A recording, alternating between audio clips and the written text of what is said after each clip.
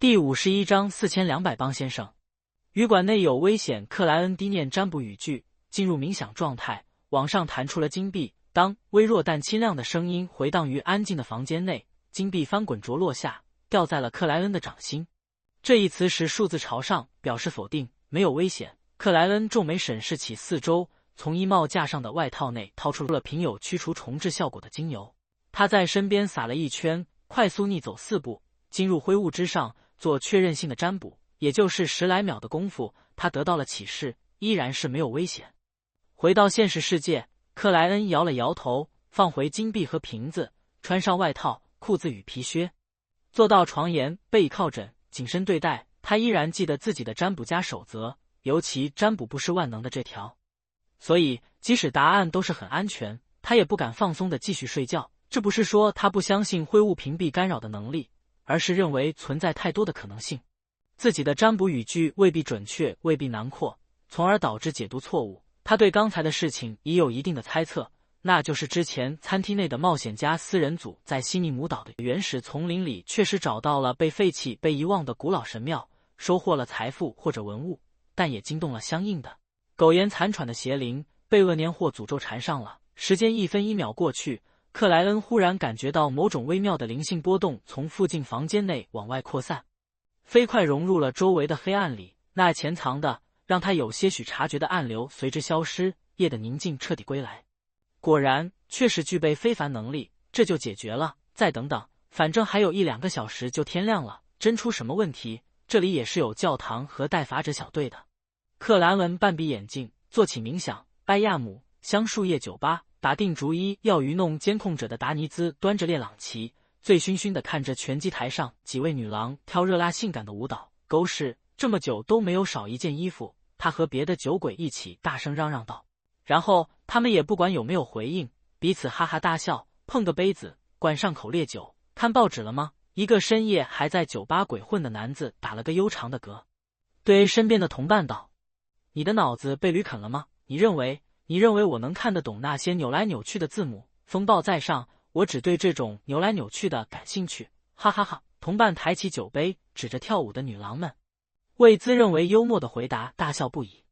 先前说话的男子啪的一声拍了下他的后脑勺，钢铁死了，被烈焰弄死了。附近的达尼兹先是一愣，旋即坐直，微微侧头。他清了清喉咙，灌了口烈酒，显得若无其事，但暗中却往那边挪了挪，想听听别人是怎么评价这件事情的。带他入行的那位冒险家兼海盗曾经说过，如果没有烈酒、女人和吹牛，那海上的人生将毫无意义。钢铁？什么钢铁？我和你讲，我年轻的时候曾经战胜过一根钢管。另外的酒鬼插嘴道：你究竟对钢管做了什么？我是不是该说一声啊？你可真细啊！最先说话的男人露出我懂的笑容，他没等待回答，自顾自说道：钢铁麦维提死了，血之上将的二副死了。他最后半句话是低吼出来的，吓得旁边一个已经站不稳的家伙滑到桌底，惊恐一语道：不是我做的。狗屎！酒吧总是这么混乱，你们快点进入主题呀！我正等着你们赞美烈焰大人。伪装过的达尼兹恨不得把手里的酒杯扔到那帮人头上。报纸上说是海军和教会联手做的，钢铁死了，血色荆棘死了，冷静的斯考尔也死了，约翰史密斯那帮恶棍也被抓起来了。一位还算清醒的酒鬼挤了过来，加入了这个话题。不，真相不是这样。最先提及这个话题的男子笑着摇头。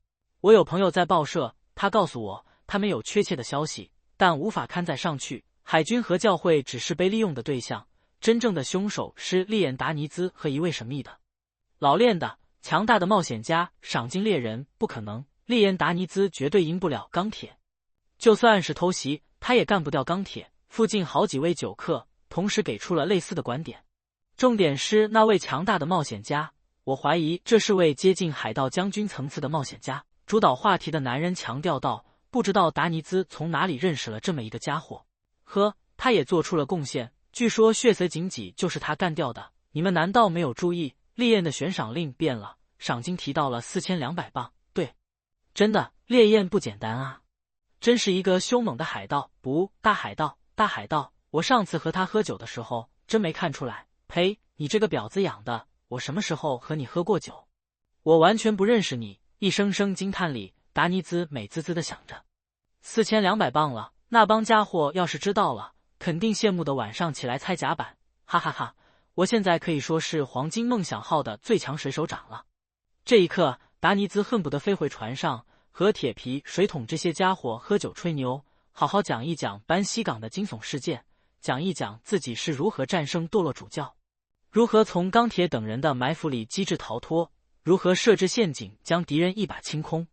再也没办法玩着人生牌局的，可惜为了船长，还得继续做戈尔曼·斯帕罗这个疯子的仆役。哎，我已经是4200磅的大海盗了啊！达尼兹叹了口气，让自己继续麻痹于酒精。随着风暴教堂的钟声响起，天边升起了橘黄色的太阳，周围依然安静的只能听到水声。没有等到异常的克莱恩松了口气，又脱去衣物，回到被窝，补了2个多小时的眠。灵性已算得上强大的他，在预定的8点半醒来，慢悠悠洗漱换衣，到1楼买了条有煮熟栗子的面包和一杯咕噜树树汁，边吃边走向码头。因为来的时候已经买了9点的回程客轮，克莱恩卡着时间准备登船。就在这时，他看见了那位青灰色眼膜的女士以及他团队的3个男性冒险家，他们正在售票点购买船票。快开船了，9点这班他们肯定已经赶不上了。他们不知道从废弃神庙里拿了什么东西，昨晚竟引来了类似邪灵的存在，乘坐客轮的时候可别出现意外啊！克莱恩用身体挡住那几位冒险家的视线，掏出金币做了次占卜。他获得的启示是后面那班客轮没有危险。克莱恩犹豫了2秒，看了眼在售票点附近等待10点客轮的那些乘客们，手指无声一搓，点燃了掌中的船票。他什么事情都没发生一样返回售票点，花费思苏了买了10点那班客轮的票。接着他前往码头盥洗室，进入灰雾之上，再就担心的问题快速占卜。他想得很清楚，若结果显示有很大的隐患，那他不会冒险登船，而是想办法阻止开船，有必要时隐蔽地破坏掉船只，不让无辜者因此死亡。如果和刚才的占卜启示一致，他就正常乘坐，只是预防下意外。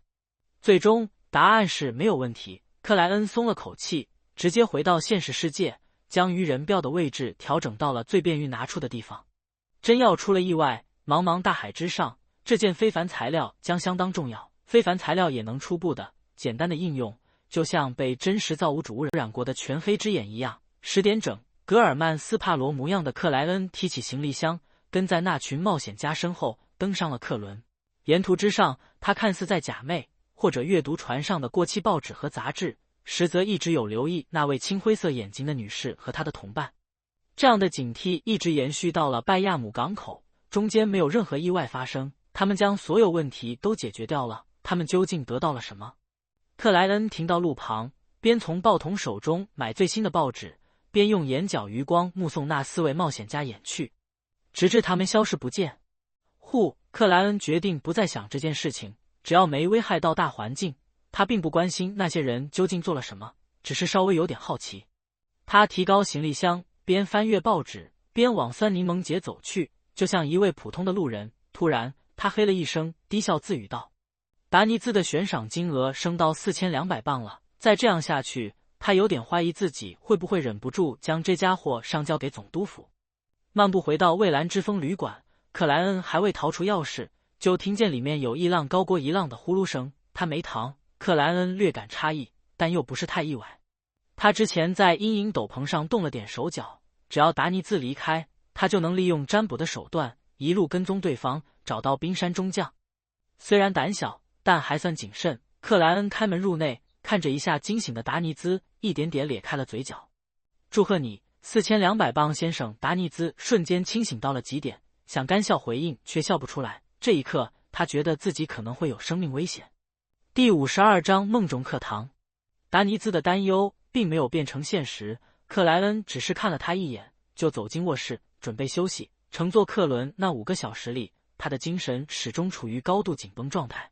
昨晚又被惊扰，没有睡好，此时难免有些疲惫。哐当一声，克莱恩关上了卧室的门。吓死我了！达尼兹整个人一下放松，瘫坐到了安垒上。刚才他的脑海内已浮现出自己变成金棒的场景，一幕接一幕，难以停止。平静了一阵，在酒吧鬼混直天亮才返回旅馆的达尼兹不知不觉又睡了过去，梦见船长来救自己，结果未能成功，反被格尔曼斯帕罗抓住，让这疯狂冒险家多了位女仆。就在达尼兹气愤难平，却不敢反抗，即将醒来时，忽然看见周围模糊的场景变得清晰，定格在了蔚蓝之风旅馆的豪华套房内。咚咚咚，达尼兹听见了一阵沉缓有致的敲门声。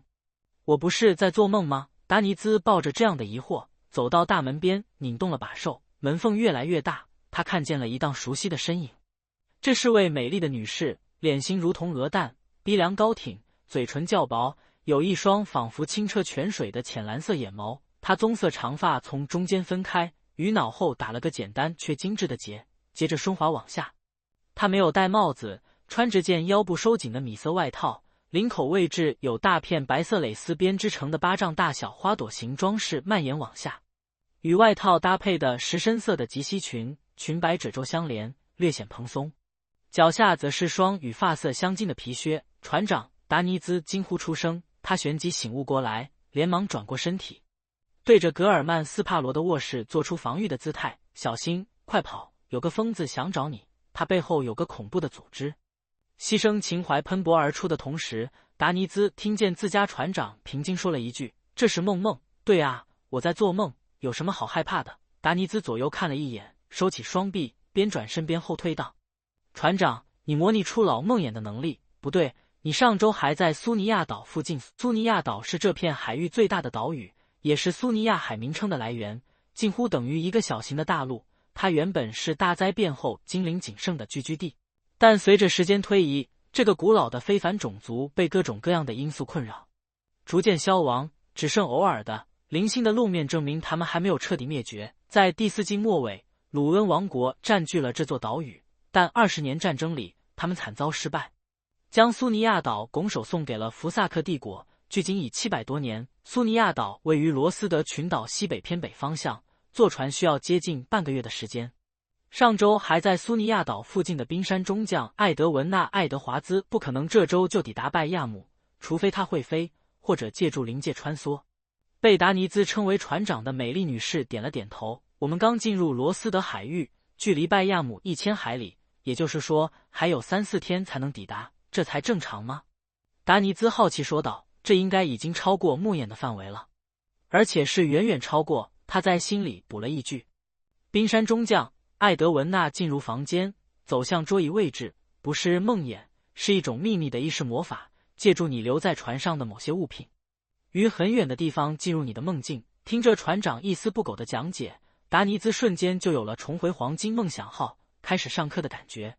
我之前都没听说过这种仪式魔法，也是，船长掌握了许多奇怪而稀有的魔法和巫术，没人能弄清楚他究竟拥有多少知识。他好像提过，他的序列称号是秘书导师。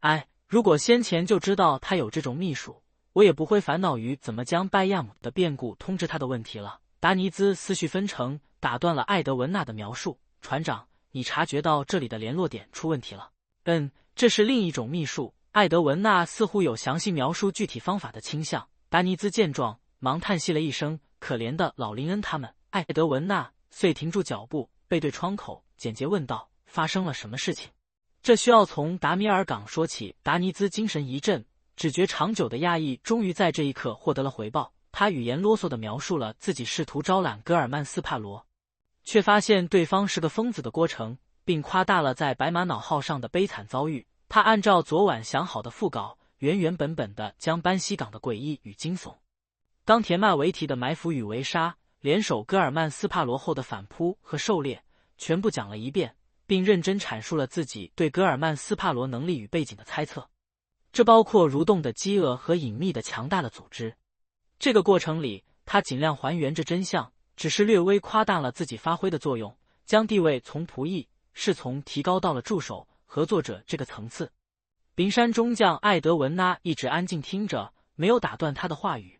末了，轻轻颔首道：“他没有恶意。”他格尔曼斯潘罗没有恶意。达尼兹连忙说道：“船长，不管怎么样，他都是一个危险的家伙。你确定他没有恶意？”“不确定。”艾德文纳非常平静的回应。“那你刚才……”达尼兹无声吸了口气，只觉船长和格尔曼斯帕罗类似，属于没法好好对话的类型。冰山中将艾德文纳表情不见异常地说道：“那是我的推测和判断。”达尼兹用右手揉了揉额角。总之，他很危险，背后有个隐秘的、不知道情况的组织。船长，我认为你不应该冒险和他交流，即使他声称自己有事情询问。艾德文纳想了下道：“不需要冒险，我可以通过你和他交流。”达尼兹先是松了口气，接着好奇又期待地问道：“船长，怎么做？或者说，我怎么配合你？”艾德文纳抬起右手，在梦境里具现出了一个支架合一块黑板，需要你举行仪式，它叫降临仪式，能让我的精神穿过灵界，附着于你的身体，直接和格尔曼斯帕罗对话。在半神以下，有效距离不超过500海里，它涉及理性与交流，属于知识与智慧之神的领域。你必须描绘对应的象征符号和魔法标识。在神秘学里，对应知识与智慧之神的是蓝星，需要使用水银、黄铜、薰衣草、胡椒、薄荷作为材料。蓝星对应周六，蓝星时有周五的0点到1点，周六的中午11点到12点。艾德文纳边讲解边在黑板上书写着需要记住的重点。达尼兹本能就坐了下来，摆出专心听课的姿态。听着听着，他忽然有些茫然。为什么我做梦也要学习？卧室内正在熟睡的克莱恩忽然惊醒，隐约察觉到了点什么。他翻身起床，侧耳倾听了一下，发现客厅内的达尼兹虽然在打呼，但比之前平缓了不少。这不是太奇怪的表现，可对克莱恩这种经历过许多事情的神秘学资深人士而言，却足够反常。他放轻脚步，来到分隔卧室和客厅的门边，探掌握住把手，缓慢拧动。无声无息间，克莱恩走出了卧室，看见达尼兹躺在安乐椅上，睡得正香，周围的一切则正常如前。克莱恩悄然打开灵室，检查其烈焰，但未发现任何问题。无论气场颜色还是情绪变化，对方都毫无异常，在合理范围内。俯视了一阵，克莱恩微皱眉头，伸手掏出了枚银质的符咒——梦境符咒。梦境之中，达尼兹脸泛苦涩地学习着降临仪式，半点不怀疑面前的船长是别人伪装的。这样的风格，这样的爱好，这样的特长，没人能假扮。就在这个时候，他听见了锁芯转动的声音。下意识间，达尼兹回头望向了卧室，只见那里的门缝越来越大。上身只穿了件白色衬衣的格尔曼斯帕罗面无表情地走了出来。你怎么出来了？达尼兹猛然站起，惊愕脱口。他迅速回过神来，结结巴巴地说道：“这是我的梦境啊！德尔曼斯帕罗这家伙怎么说出现就出现？”克莱恩单手插在深色长裤的裤兜里，边走向背对窗户的女士，边低声回应道：“一枚符咒。”接着，她只是那个女子，近乎肯定地反问道：“艾德文娜·爱德华兹，这穿着打扮有点奇怪啊，既不像冒险家，更不像海盗，有点类同从事体面职业，独立养活自己的那种女性。类似风格的衣物好像是从因蒂斯那边传过来的。”克莱恩略微有些不适应地想着。艾德文奈轻轻点头，同样反问道：“格尔曼斯帕罗？”“是的，下午好，女士。”克莱恩一点点露出笑意，以手按胸，行了一礼。艾德文娜点头回应道：“下午好。”维持着人设的克莱恩不再开口，等着对方主动询问自己的目的。他看着艾德文娜，艾德文娜看着他，梦境里忽然出现了好几分钟的沉静。达尼兹时而看看右边，时而望望左侧，莫名觉得这一切可能真的只是场梦。第53章尚为人时，无法忍受这种场面的达尼兹决定做点什么。他咳了2声，对冰山中将艾德文娜·爱德华兹道：“船长，格尔曼斯帕罗先生有些问题想请教你。”克莱恩悄然舒了口气，再对峙下去，他就要崩人设了。艾德文娜动作很轻微地点了下头，看着克莱恩道：“斯帕罗先生，你接受过教育吗？这什么问题？”克莱恩表情不变，淡漠回应道：“大学毕业啊。”达尼兹愕然望向格尔曼斯帕罗，不敢相信这疯狂的冒险家、赏金猎人居然念过大学，而且还毕业了。他完全没办法将大学这知识的殿堂与格尔曼斯帕罗联系在一起，除非是猎人大学、杀手学院，或者只存在于疯子、精神病人臆想里的大学。达尼兹忍不住腹诽了2句。艾德文娜不见异常，继续问道：“掌握了哪些语言？”克莱恩忍住皱眉的冲动道：“巨人语、精灵语、巨龙语、古赫密斯语、古弗萨克语、鲁温语、艾德文纳嗯了一声，对神秘学其他领域有了解吗？恍恍惚惚间，克莱恩似乎回到了上辈子小学入学那会，因为年龄差点，被老师考了一系列的问题，什么掌握了多少个汉字，什么学会了4则运算没有，什么认识英文字母吗？什么能背多少首唐诗？冷静，你现在是格尔曼斯潘罗。克莱恩再次面无表情道。精通艾德文纳思考了2秒，语速不快不慢地解释道：我必须结合你的知识水平来考虑如何回答问题，方便你较为轻松地理解。这克莱恩简直惊到，只觉面前的美丽女士完全不像兼职海盗的冒险家，根本就是一个表情冰冷但态度和蔼、循循善诱的教师。想了想每天跑大地母神教堂的吸血鬼，他又平静了下来。这是我正式认识的第一位海盗将军，果然有特色。克莱恩暗自感慨了一句，开口说道：第一个问题，大海上非凡生物出没的地点，非常见那些他没直接问美人鱼的消息，免得被冰山中将窥见自己的真实目的，从而带来不必要的意外。艾德文纳想了想，随手擦掉黑板上的降临仪式，连话带写道：从苏尼亚岛出发，往这里航行1200海里，会深入人类未正式探索过的海域，在那里活跃着一个纳加部落，他们一直致力于寻找传闻里封印着强大魔怪的海底城，那是他们信仰的对象。艾德文纳一条条讲着，部分是他自身追寻宝藏途中发现的，部分源于交换来的知识与传闻。他用了好一阵子才大致讲完，但让克莱恩沮丧的是，除了加尔加斯群岛东侧海域，其余地方都没有美人鱼的传说。他迅速调整心情，转而说道：第二个问题，你是否知道去除非凡特性内精神污染的办法？他没掩饰自己知晓非凡特性之事。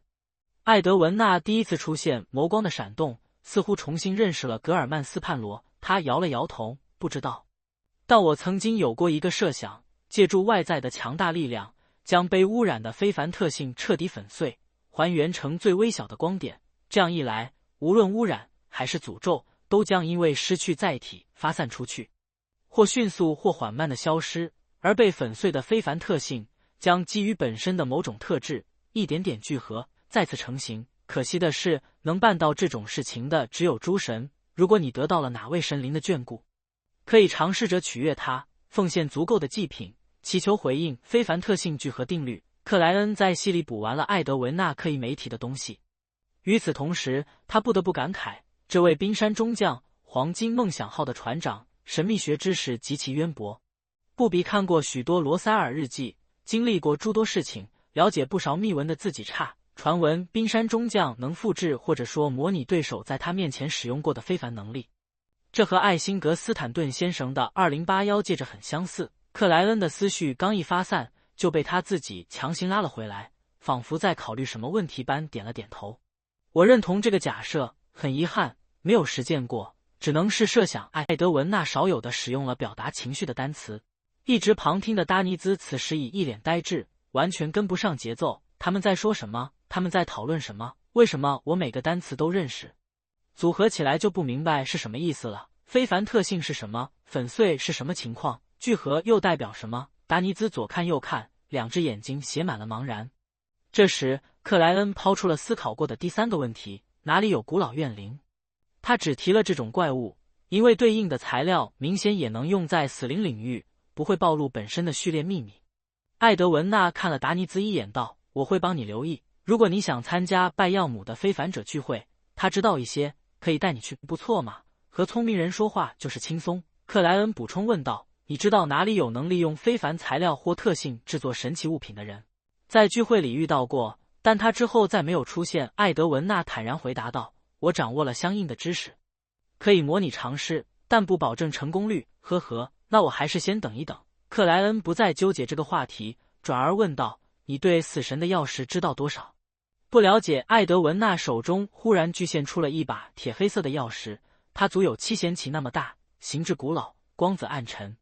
这位海盗将军半抱半拖着这沉船一物道：如果你是说这把钥匙，我可以肯定的告诉你，它属于巨人。克莱恩瞄了眼达尼兹，你的水手长告诉我，它也可能属于巨龙或魔狼，这是最早的猜测。我最近找到了些历史文献，结合船上其他物品，初步有了确定的答案。艾德文纳一点也不烦躁，充满了耐心，但表情依旧冷淡。达尼兹终于找回了梦境主人的存在感，好奇问道：“船长，真的是巨人？”艾德文纳给出了肯定的答复。那批文献显示，第4纪时依然有许多巨人活跃，部分改信了战神，部分散落于各地，成为人类狩猎的目标。其中一个部落打造船只，试图出海寻找失落的巨人王庭，从此再没有回来。我们发现的沉船和里面的部分物品与他们遗留在原本定居点的古物极为相似，所以我们有足够的理由相信那把钥匙属于巨人，并且很可能指向着他们一族在大灾殿前就失落的王庭——巨人王庭。小太阳说就在距离他们白银城不远的地方。克莱恩没有开口，安静听完了冰山中将的描述。不得不说，白银之城和神器之地是我知识领域完胜其他非凡者的东西。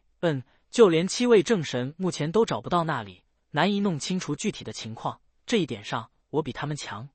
克莱恩半得意半自嘲地想了想，沉声开口道：“如果我付出足够的代价，你是否愿意卖掉这把钥匙？”当然，除非我另外得到了巨人王庭的线索。艾德文纳依旧是不快不慢的语速。很好，要是哪一天塔罗会组织起巨人王庭探索团，我会购买这把钥匙的。克莱恩本想说最后一个问题，忽然记起了之前遇到的那4个冒险家。他借助梦境符咒的力量，具现出了有青灰色眼眸、穿男星衬衫的女士，以及他的3位同伴。你认识他们吗？艾德文纳看了一眼，几乎没有回想过程的说道：“拉迪西亚·多瑞拉，一位考古学家兼冒险家，传闻他是摩斯苦修会或者妖素黎明的成员。摩斯苦修会信仰隐匿贤者的那个古老组织。果然不是为了金钱，目的肯定是废弃石帽内的某样东西。”克莱恩随口问道：“你对要素黎明有什么了解？”这个神秘组织和心理炼金会类似，诞生也就100-200年，糅合了神秘学各个流派的要素，有一套属于自己的理论，成员都擅长施法，掌握着诸多古老的巫术。艾德文纳抿了下嘴唇道：“他们一直在对抗摩斯苦修会，传闻是罗塞尔大帝的长女贝尔纳代·古斯塔夫建立的要素黎明的首领是贝尔纳代。查拉图的预言挺准吗？这真的算是超凡世界的大人物了。”克莱恩的内心有些恍然，有些唏嘘。他忍住叹息的冲动，望向冰山中将艾德文纳，平淡开口道：“最后一个问题。”等美丽的女士和烈焰达尼兹将注意力全部投了过来，他一点点咧开了嘴角：“有没有兴趣合作？”“什么合作？”艾德文纳反问道。克莱恩脸上的笑容越来越盛，极有疯狂的味道。“狩猎血之上将，第54章本地信仰。”“什么？狩猎血之上将？”达尼兹差点抬起右手掏一掏耳朵，他第一时间的反应就是自己听错了。可格尔曼斯帕罗暗藏疯狂的笑容，自家船长微微动眉的异常，都在提醒他刚才的话语是真实的。格尔曼斯帕罗这疯子还真敢想，这可是7大海盗将军之一，绝非钢铁麦维提这种角色能比。达尼兹瞳孔一缩，内心近乎在呐喊，不提血值上将塞尼奥尔本身的强大，仅是他手下那些大海盗、知名海盗，就足以让人望而生畏。大副、3副和各船船长，每一个人都是可以分出来独立领导一个大型海盗团的。钢铁麦维提带来拜亚姆的组合，在血之海盗团还有不少。当初飓风中将麒麟格斯在贝克兰德像条野狗般无声无息逝去，主要就是因为他不在自己的海盗团内，而血之上将塞尼奥尔不同，很少离开自己的旗舰，很少脱离手下的簇拥，即使回到塞尼奥尔本身的实力，那也是极为可怕的。他神秘诡异，是大海之上仅次于4王的几位强者之一，哪怕船长也不敢说一定比他厉害。疯子的胆大简直超乎我的想象，不，他根本就不知道害怕。一位海盗将军的死亡与更替，绝对是轰动五海的事情。达尼兹心里转过了一个又一个想法，最终却奇异平静了下来。这是因为他想到格尔曼斯帕罗本身就是7将军级的强者，而且背后可能还有个隐秘的恐怖的组织。冰山中将艾德文纳木然了几秒道：“你知道玫瑰学派吗？我不仅知道，还烧过他们的人，抢过他们的神奇物品等等。我为什么要把自己描述成一个坏蛋？”克莱恩收敛住笑容，不动声色道：“我狩猎过他们的成员。”艾德文纳又沉默了下来。旁边的达尼兹再次有了他们在说什么，玫瑰学派是什么东西，我在哪里，这是谁的梦境等念头。短暂的安静后，冰山中将艾德文纳说道。和黄昏中将的海盗团爆发大战后，塞尼奥尔的舰队就失去了踪迹，目前没人知道他们在哪里，必须耐心等待。这事答应下来了。克莱恩再次露出笑容。我并不缺乏这个，该怎么联络你们？艾德文纳侧头看向了达尼兹，他知道怎么联络我。江林一世，等一下，船长，你的意思是我这段时间得跟着格尔曼斯帕罗这个疯子？不，谁也不知道这家伙什么时候会发疯。达尼兹打了个激灵，慌忙开口道：船长，我已经离开黄金梦想号太久了，缺了太多的课程，我迫不及待地想要返回。他努力让自己的眼神显得真诚，并填满对知识的渴求。我认为可以换一个人，比如铁皮，比如水桶。他话音未落，艾德文纳突然抬起右手按了下耳朵，他微微侧头，没什么表情地说道：你在说什么？我听不到了。罗塞尔托梦术接近极限了，这位海盗中将裙摆微动，向后退了一步，身影飞快变淡，化成碎光。达尼兹后续的话语卡在了喉咙里，右手伸了伸，试图抓住什么，却又无力落下。罗塞尔托梦术，大帝在神秘学知识里的存在感也很强啊。冰山中将全名师艾德文纳·爱德华兹，爱德华兹，这不是大帝天启四骑士之一的姓吗？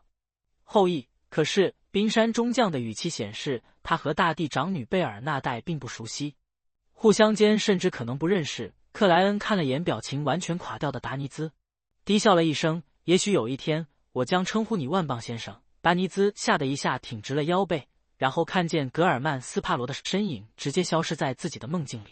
如果我只有序列期，却顶着7、8千磅的悬赏金，那无论走到哪里，都会成为别人针对的目标。达尼兹停留在梦中，越想越是头疼。傍晚时分，达尼兹看着一身土猪打扮的格尔曼斯帕罗道：我们今天要拜访的是本地势力，也许可以在那里找到些好东西。呵呵，他们对非凡材料、粮食、武器都有不小的需求。说至这里，达尼兹上下打量了格尔曼斯帕罗几眼，难得找到心理优势的笑道：他们那片区域全是本地人，连混血都少，穿着打扮稍微有点异常就会被发现。你阔脚裤配棕色夹克还好，里面不能是衬衣。真正的本地人穿的都是塔拉巴衫，和海魂衫类似，但颜色全蓝或全白。他们不戴鸭舌帽，戴头巾或者什么都不戴。还有，你这种明显的鲁恩人长相在那里会遭遇非常严重的排斥和敌视，就像一只混进羊群的饿狼，完全无法掩饰自身的存在。他话音未落，就看见格尔曼斯帕罗侧过头来，望了自己一眼，那深刻的五官飞快柔和，偏白的肤色瞬间染上了古通。仅仅一个动作的时间，整个人已变成毫无疑问的没有特色的土著。达尼兹一下哑然，好几秒后才若无其事地干笑道：我也是这样，必须做好伪装你的伪装。呵，克莱恩取下鸭舌帽，坐到椅子上。什么本地势力竟然收购非凡材料、粮食、武器？简单来说就是反抗军。达尼兹突然不确定格尔曼斯帕罗和鲁恩官方有没有某种程度上的联系。克莱恩内心怔了一秒，反抗军？达尼兹尴尬笑道：就是喊着独立啊，本地人管理本地事务的那帮人，他们大本营在丛林深处，在大海之上，和许多海盗、冒险家有合作。当然，背后支持他们的主要是福萨克人、因蒂斯人。经常有战神永恒力扬的传教士偷偷摸摸往这边跑。拜亚姆不是太平静啊。离开王国，来到海上，克莱恩才真正体会到了什么叫国际局势。这不是看报纸知晓东巴朗发生战争能够比拟的。他轻轻颔首，没有反对去拜访那股本地势力。出了蔚蓝之风旅馆，克莱恩在涂黑了脸孔的达尼兹引领下，穿街过巷，一路往东那而去。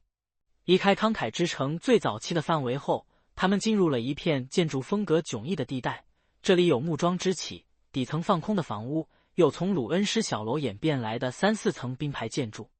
它们分隔出的道路狭窄肮脏，两侧有大量的地摊，贩卖着各种各样石头制成的头饰、耳饰、首饰，其中以鲜艳的红色和斑斓的彩色数量最多。真是一群审美奇怪的家伙，喜欢特别鲜艳的颜色，就和丛林里的毒蛇一样。达尼兹小声嘀咕了一句：你们因蒂斯的人也好不到哪里去，崇尚金色，崇尚奢华感和精致感，暴发户的味道溢于言表。克莱恩夫匪道，越过一位位肤色较深、瘦削干瘪的土著，穿过一条条头顶有晾晒衣物的巷子。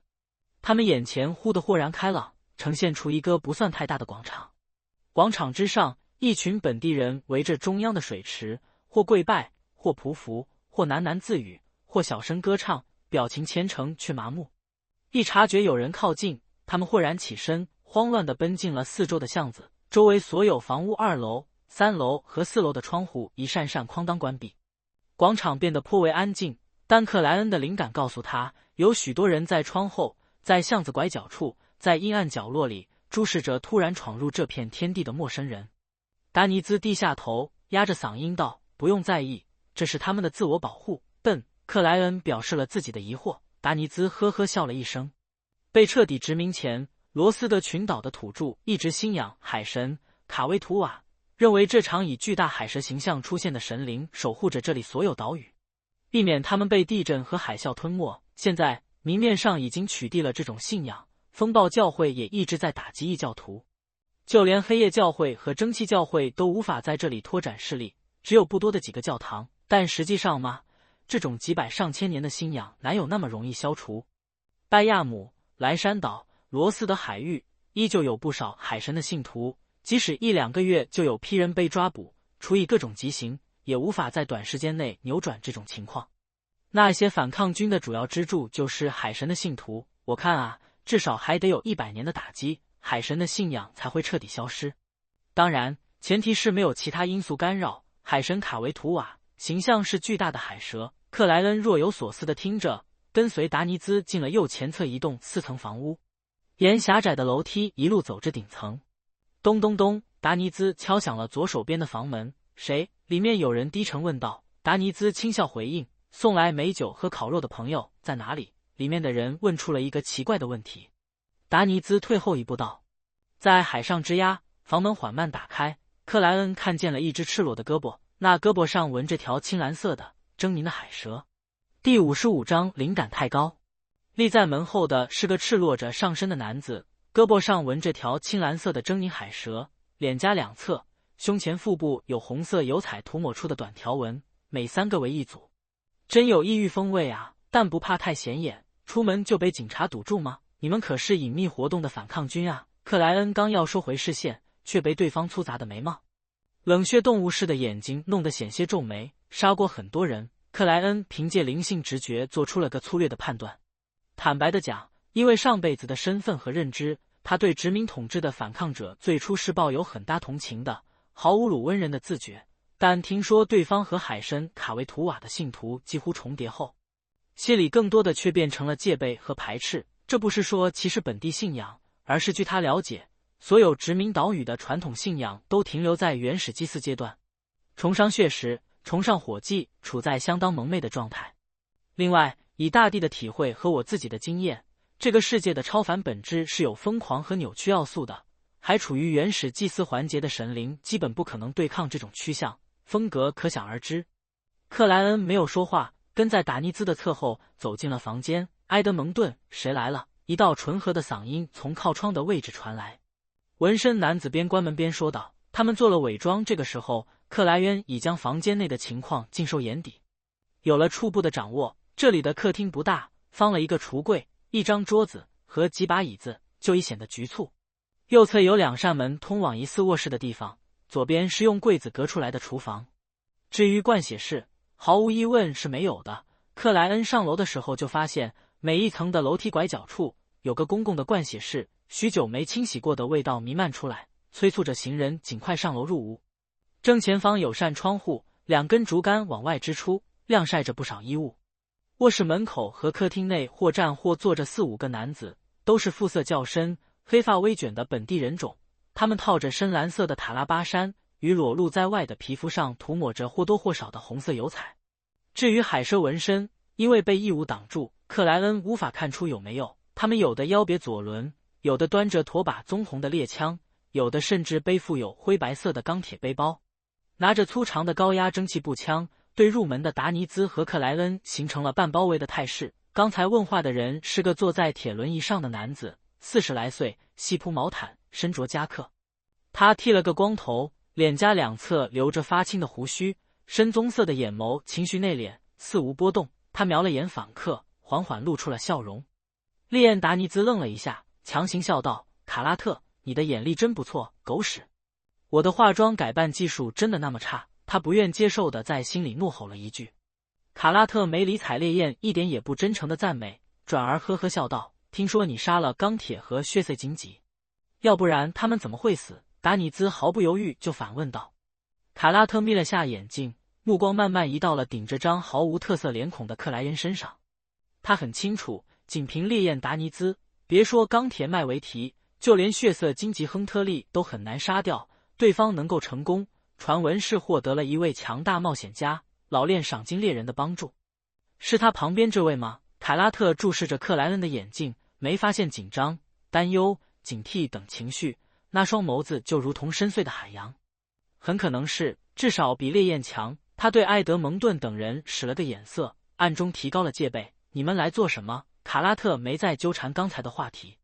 达尼兹下意识望了克莱恩一眼，在看见肯定的颔首后回答道：“看看你们有什么好东西。”卡拉特指着桌子道：“都在上面，那里摆放着不少造型奇特的东西，包括骨头制成的口哨、简单粗糙的风笛、颜色铁黑的叶片、沾着鲜血的石头。”不等克莱恩和达尼兹审视，卡拉特拍了下手掌道：“我有个任务，如果你们能完成它，可以自由地从这里挑选一件物品，不需要付出任何代价。”他笑了一声，补充道：“按照你们这些外乡人的定义，它们不属于神奇物品，但都有些超自然的力量，只是会缓慢的，不算太慢的减弱，直至消失。”什么任务？克莱恩平静问道，半点没掩饰达尼兹只是个随从的事实。卡拉特将手伸入膝盖上的毛毯内，拿出了一叠白色的纸张，找到他们的下落。如果能直接抓住，你们将获得更多。他抬起双臂，开始展示一张张栩栩如生的像画。其中有位眼眸青灰、身着男性衬衫的女士，拉迪西亚·多瑞拉。克莱恩一眼就认出反抗军想找的人是谁，那是他昨晚遇见、今早同船的女性考古学家、冒险家，疑似摩斯苦修会或要素黎明的成员。达尼兹仔细看了2秒，隐约觉得眼熟。忽然，他回想起了在哪里见过，身旁的戈尔曼斯帕罗在自己梦里展示过。他下午才询问船长，晚上就遇上相关事件了。这搜集情报的能力太强大了吧？达尼兹忍着冲动，没去看旁边的疯狂冒险家，害怕被卡拉特和埃登蒙顿他们发现异常。在这方面，他还是很有经验的。信仰海神的反抗军在寻找拉蒂西亚。海神的信仰遍及罗斯的群岛，包括西米姆。昨晚有蛇出现，海神的形象是巨大的海蛇。克莱恩将2件事情重叠在一起，很快有了初步的判断。考古学家拉蒂西亚等人在西米姆岛原始丛林内被遗忘的石庙中拿到了一件涉及海神的重要物品，于是有了昨晚的试探和反抗军的寻找。克莱恩想了想，敷衍回答道：“我会留意的，我不会乱掺和这种与邪灵有关的事情。当然，如果有必要，我会举报。”他在心里默默补了2句。卡拉特点了点头道：“你们先看看有什么想要的。”克莱恩走了过去，正要边挑选边询问，心中忽有感应，下意识就望向了那堆物品的右侧。那里有一把细长骨头打造成的短剑，比小臂略长，通体乳白，有几个暗红色的深沉斑纹，能触动我的灵感。克莱恩伸出右手，试图拿起那把前端尖锐的骨剑，仔细检查一下。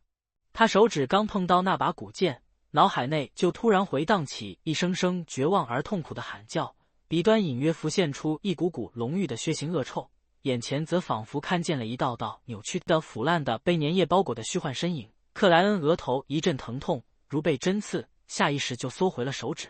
有点邪异啊，不是简单的物品。有过更强烈体验的克莱恩表情只出现了细微变化，他忍住了开灵视的冲动，害怕看见不该看见的东西。注意到这一幕，卡拉特和埃德蒙顿对视了一眼，含笑出声道：“这把古剑能吸干敌人的血液，还算不错。想要它吗？”有点主动。克莱恩微皱眉头，旋即舒展，然后沉声说道：“不，这里没有我想要的。”如果卡拉特不问，他是打算买下那把古剑，弄到灰雾上研究，但对方主动推销的行为一下让他有些警惕，于是理智放弃了原本的计划。卡拉特交握起双手道：“它并不昂贵，或者再看看其他的。”不需要。克莱恩瞳孔突缩，直接转过身体走向门口。达尼兹迟疑了一下，赶紧跟上。必有海蛇纹身的埃德蒙顿沉默看着，似乎随时会伸手阻止，但最终还是没采取任何行动。那是干掉了钢铁麦维提、血色荆棘亨特利等人的强大冒险家。出了房间，克莱恩不发一言，噔噔下楼。达尼兹快步追赶，莫名心惊。他分边行事，没有询问，只是跟随。两人很快回到广场，再次聚集起来，或跪拜或匍匐的人群重又散开躲避。但与之前不同，有个男子依旧伏跪于原地，没有动弹。克莱恩目不斜视，直接经过，完全不停顿。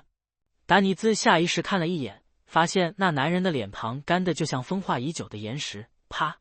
那男人脸颊有块肉突然脱落，带着片有胡须的皮肤摔在地面，四则发灰。他整个人似乎失去了所有水分。